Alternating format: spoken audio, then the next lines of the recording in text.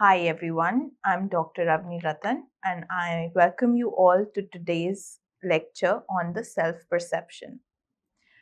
If you've ever cleaned your room just before a Zoom call, you've practiced self-presentation. Let us discuss a mini story on Ria. So Ria is a college topper, she's an Instagram influencer, and she's a part-time dog mom. Online, she's always poised, her feed is aesthetic, and her captions are poetic. But her close friends, they know how she lives in an organized chaos and has cereal for dinner 5 times a week. In a clinical setup, we often show how clients often present their ideal selves in therapy initially, but over time, the actual self emerges. We see how Facebook and therapy rooms are both stages for curated identity. So I would want you to pause for a moment over here and I would want you to think, who do you become in a job interview versus who you are with your oldest friend? That would give you a cue to your self perception. Now, the self, which is answering the questions to who am I?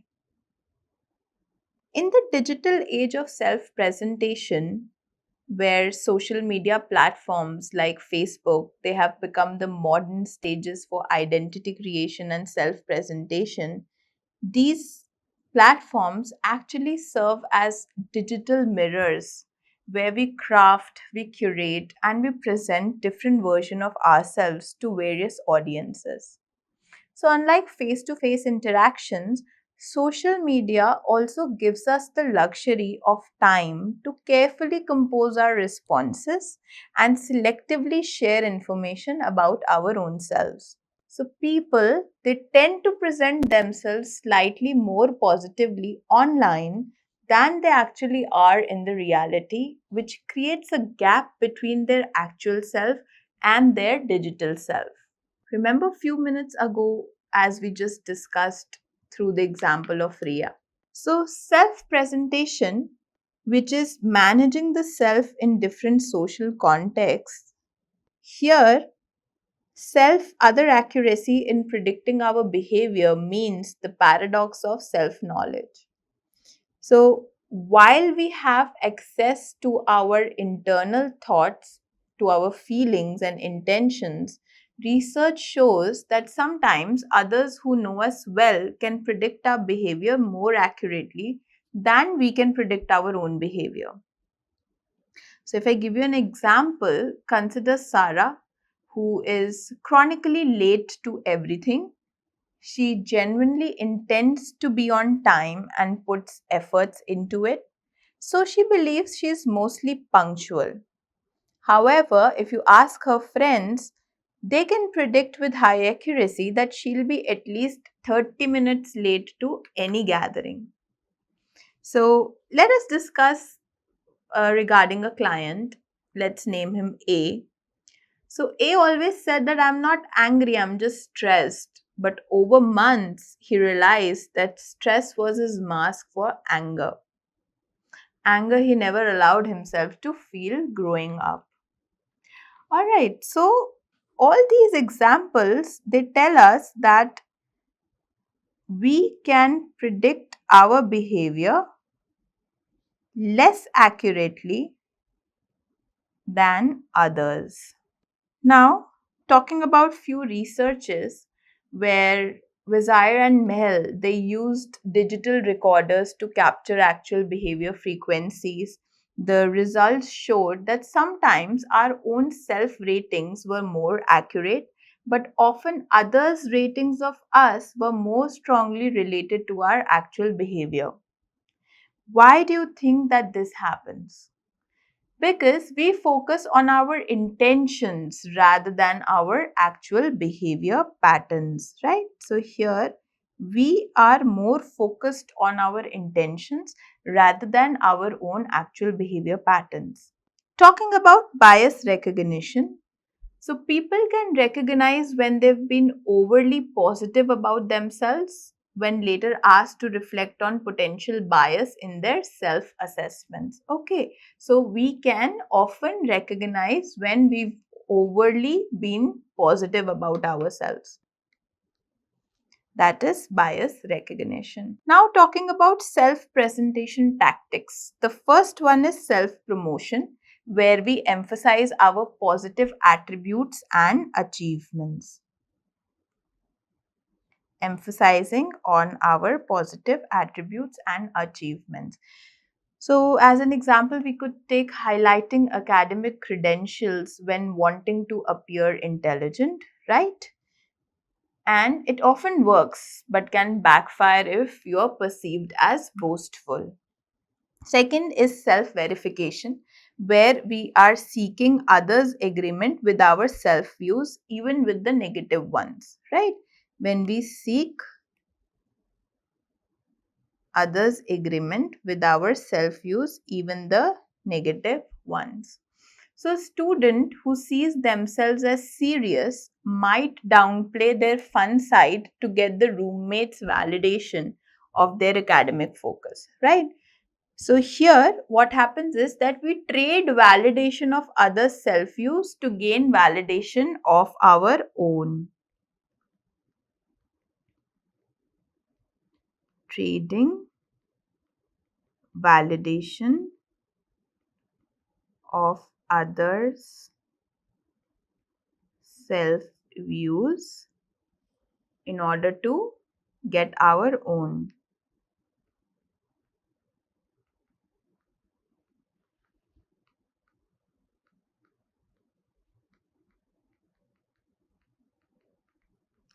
Now, talking about ingratiation. So, making others like us by showing respect or admiration. So, we praise someone's expertise to gain their favor. But we must appear sincere to be effective over here. Okay. Self deprecation. So, modestly downplaying our own abilities to appear humble. So, here saying I'm not very good at this to lower the expectations. Okay. Now, online profiles, they often reflect our ideal self rather than the actual self, but this is limited on platforms like Facebook where friends know us offline too. Okay. Coming to self-knowledge, determining who we are. The first is introspection. So, looking inward to discover our own behavior. The problems with the introspection, before that, what is the introspection trap? So, what is the introspection trap? The popular self-help culture, it promotes looking inward for answers, but the psychological research reveals significant limitations to this kind of approach. There are three kinds of problem. One is limited access to true causes. So we often don't know the real reasons for our behavior. The real reasons are not known to us. Then the post hoc rationalization. We create logical sounding explanations after the fact. Okay. So we will often create logical sounding explanations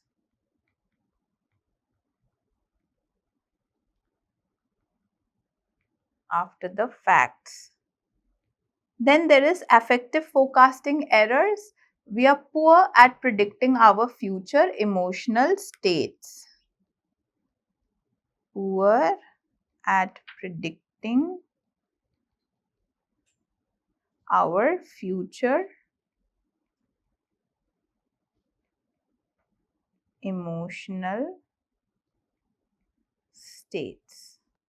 Okay, so let us talk about a classic example over here, which is the spending paradox. Here, the intuitive belief is spending money on ourselves make us happier. But what does research say? that spending money on others consistently makes us happier. Okay, so what is the disconnect over here? When asked to predict, people consistently chose wrong. Okay, there is another research which is known as the spending paradox story. So, you buy yourself a 500 rupee chocolate cake after a tough week. You feel good for 5 minutes. But imagine gifting that cake to someone who's had a worse week. What do you think would linger longer? Okay, now coming to why we fail at prediction. So, we focus on single events rather than considering all the factors. The first is we focus on single events rather than considering all the factors. That is one thing. We neglect how quickly we adapt to positive changes. We neglect how quickly we adapt to positive changes. Then we overestimate the intensity and duration of future emotions. There is an overestimation of intensity of future emotions, right?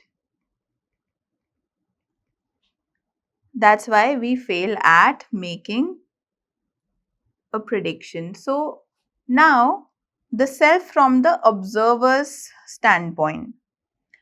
What is the observer's advantage? So others may predict our behavior more accurately because they focus on our actual behavior patterns.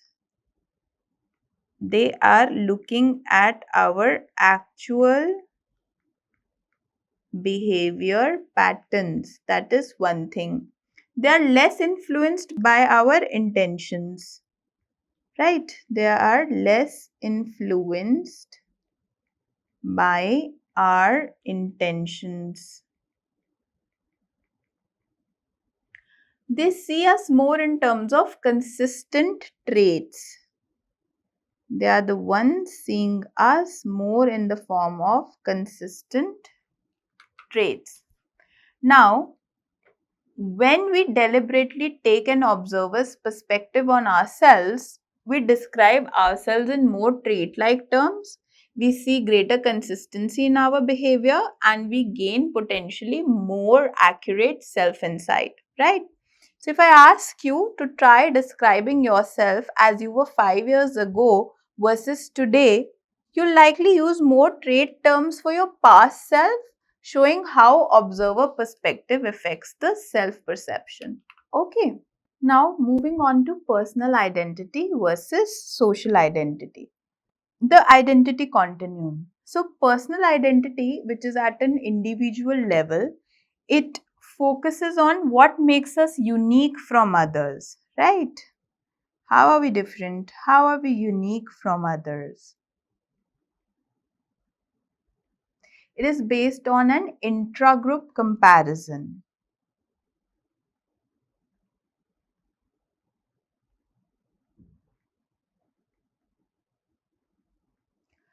So, I'm more outgoing than other psychology students. That could be an example. Now, the social identity is on a group level. It focuses on shared characteristics with group members. So, here we are looking at shared characteristics with group members. So, it's based on intergroup comparisons.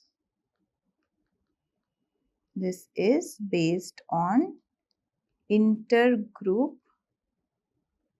comparisons. So, we psychology students are more empathetic than business students. That could be an example. Your personal identity is like your fingerprint. It is uniquely yours. Your social identity, it's the uniform that you wear depending on the team you are with. All right.